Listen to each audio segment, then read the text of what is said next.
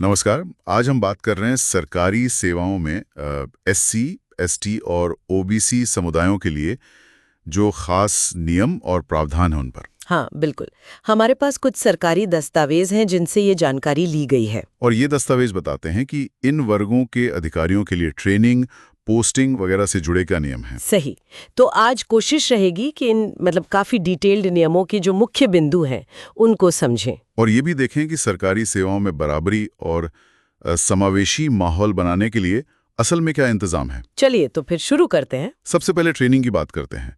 दस्तावेजों में SC, ST group A अधिकारियों के लिए खास गहन ट्रेनिंग का जिक्र है। इसकी क्या वजह है? देखिए, इसका मकसद सिर्फ ये नहीं कि उनका प्रतिनिधित्व हो, बल्कि ये भी कि उन्हें लीडरशिप रोल्स के लिए तैयार किया जा सके, समान मौके मिले। अच्छा। इसीलिए अगर जरूरत पड़ती है तो उनके लिए अलग से एक्स्ट्रा सेशंस भी हो सकते हैं। और ट्रेनिंग सीटों में भी 25% आरक्षण रखा गया है। 25%? ये तो काफी ज्यादा है। हाँ, और बात यहीं खत्म नहीं होती। जो अंतर्राष्ट्रीय ट्रेनिंग होती है उसमें भी उन्हें प्राथमिकता देने की बात है, ताकि उन्हें वाइडर एक्सपोजर मिले। यानी सिर्फ भर्ती नहीं बल्कि उनके स्किल डेवलपमेंट पर भी काफी फोकस है। क्या इसमें ऑन द जॉब ट्रेनिंग भी शामिल है? हाँ, बिल्कुल। सुपरवाइजर्स द्वारा ऑन द जॉब ट्रेनिंग और कौशल विकास पर ध्यान देने की बात कही गई है। और साथ ही जो सेमिनार या कॉन्फ्रेंस होते हैं, हाँ, उनमें भी नॉमिनेशन के लिए इन्हें प्रेफरेंस दी जाती है। ये सब मिलाकर एक सपोर्टिव माहौल बनाने की कोशिश है। समझ गया। अच्छा, ये तो हुई ट्रेनिंग की बात। अब विदेश पोस्टिंग का क्या वहां भी कुछ अलग से रियायतें हैं इनके लिए? नहीं, दस्तावेज तो यही कहते हैं कि विदेश पोस्टिंग में कोई सीधी रियायत नहीं है। पर हाँ, ये जरूर कहा गया है कि जो भी योग्य एससी एसटी उम्मीदवार हैं उन पर बाकी लोगों की तरह ही निष्पक्ष रूप से विचार किया जाए। प्रोसेस में कोई रुकावट ना आए, है ना? बिल्कुल, ये जरूर देखना है। और मान लीजिए अगर ये अधिकारी कहीं और नौकरी के लिए अप्लाई करना चाहें, इसमें कई बार देरी की शिकायतें सुनने में आती हैं। हाँ, ये एक मुद्दा रहता है। नियम ये कहता है कि एससी एसटी ओबीसी कर्मचारियों के ऐसे आवेदनों को जल्दी प्रॉम्प्टली आगे बढ़ाना चाहिए।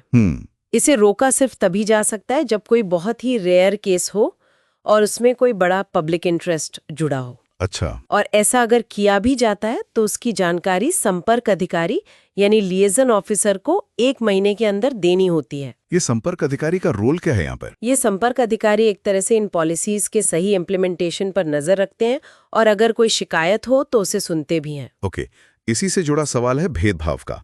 कार्यस्थल पर दस्तावेज कहते हैं कि अनुचित तबादला या कम महत्व का काम देना ये सब हो सकता है। इसे रोकने के क्या उपाय हैं? देखिए, रोकथाम के लिए मल्टी लेवल मॉनिटरिंग है।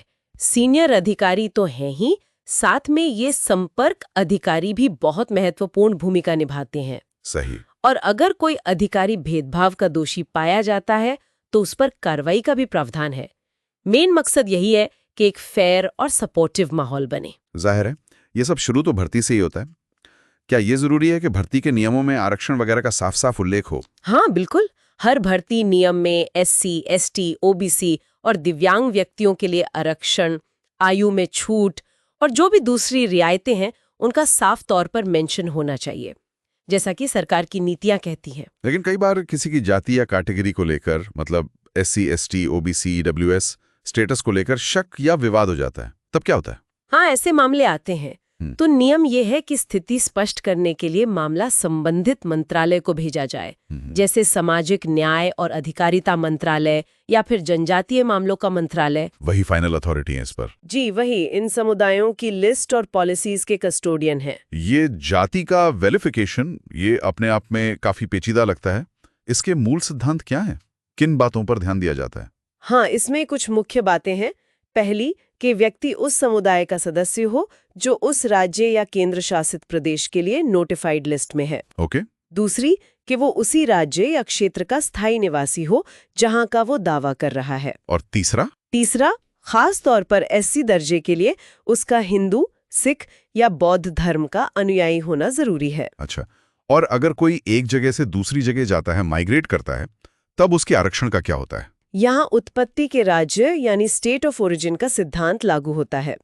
अगर कोई राज्य के अंदर ही एक जिले से दूसरे में जाता है तो उसका स्टेटस बना रहता है, भले ही नई जगह पर उसकी जाति नोटिफाइड ना हो।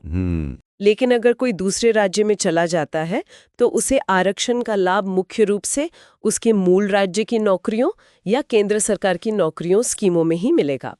नए राज्य की स्कीम्स या नौकरियों में आमतौर पे नहीं। अच्छा, ये ओबीसी के लिए भी ऐसा ही है? हाँ, ओबीसी उम्मीदवारों के लिए भी यही फंडा है। वो नए राज्य से सर्टिफिकेट भले ही ले लें, पर लाभ उनको अपने मूल राज्य या केंद्र सरकार के स्तर पर ही मिलेगा। ये तो काफी क्लियर हुआ। अब कुछ और उलझे हुए मामले जैसे शादी, धर्म बदलना या गोद लेना, इनका क्या असर पड़ता है स्टेटस पर? ये वाकई थोड़े जटिल हैं। संक्षेप में कहें तो सिर्फ शादी कर लेने से किसी का SC, ST, OBC स्टेटस नहीं बदल जाता। मतलब जन्म की स्थिति ही मायने रखती है। ओके। अगर कोई SC व्यक्ति धर्म बदलकर फिर वापस हिंदू, सिख या बौद्ध धर्म अपनाता है तो समुदाय उसे वापस स्वीकार कर ले तो उसका SC स्टेटस बहाल हो सकता है, पर ये ऑटोमेटिक नहीं है और उसके बच्चों को स्वतः ही ये दर्जा नहीं मिलता। और गोद लेने के मामलों में? गोद लेने में दावे की पूरी जांच होती है। क्या गोद लेना कानूनी तौर पर सही था, उम्र क्या थी, क्या बच्चा सच में निर्भर था, ये सब देखा जाता है ताकि लाभ सही व्यक्ति को मिले। इन सब में मूल बात यही है कि जन्म का समुदाय और मूल निवास स्थान सबसे अहम है। तो कुल मिलाकर इन सारी नीतियों, नियमों का सार क्या है? इनका ओवरऑल उद्देश्य क्या दिखता है? देखिए, सार यही लगता है कि SC, ST, OBC समुदायों से जो अधिकारी आते हैं उन्हें सरकारी सेवाओं में सिर्फ एंट्री ही न मिले, बल्कि उन्हें बराबरी के मौके मिले, सही ट्रेनिंग मिले और करियर में आगे बढ़ने के रास्ते भी खुले। और साथ ही भेदभाव ना हो। हाँ बिल्कुल, एक भेदभाव रहित समावेशी माहौल बनाना भी एक बड़ा लक्ष्य है। तो ये थी कुछ अहम बातें सरकारी दस्तावेजों के आधार पर SC, ST और OBC समुदायों के लिए सरकारी सेवाओं में आरक्षण और दूसरे प्रावधानों के बारे में। कोशिश यही दिखती है कि प्रतिनिधित्व और विकास दोनों सुनिश्चित हों।